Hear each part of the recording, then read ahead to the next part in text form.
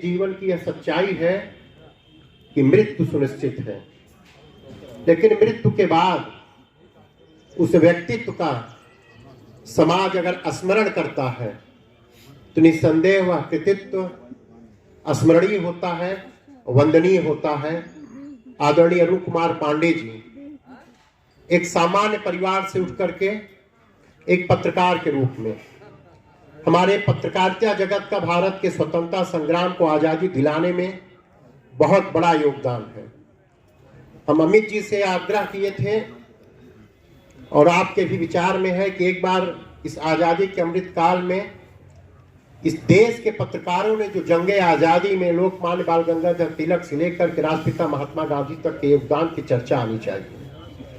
उनकी लड़ाई के बाद देश जब 15 अगस्त 1947 को आजाद हुआ,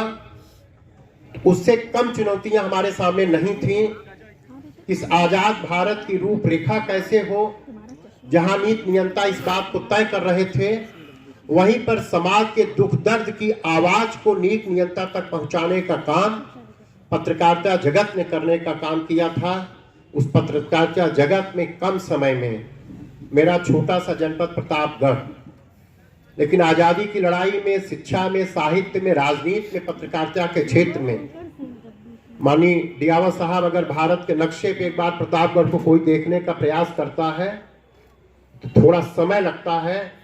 लेकिन अगर हिंदुस्तान की आजादी की लड़ाई का, शिक्षा का, साहित्य का नक्शा देखा जाएगा,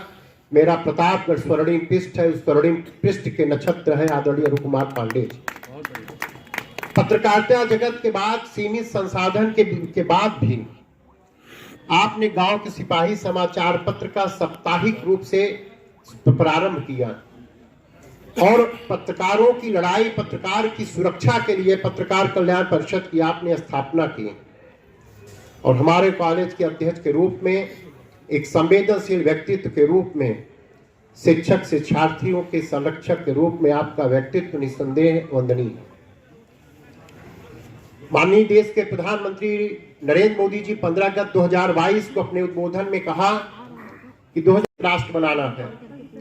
जिसके लिए उन्होंने 5 संकल्प की बात की। एक संकल्प उसमें है अपने विरासत पर गर्व करना।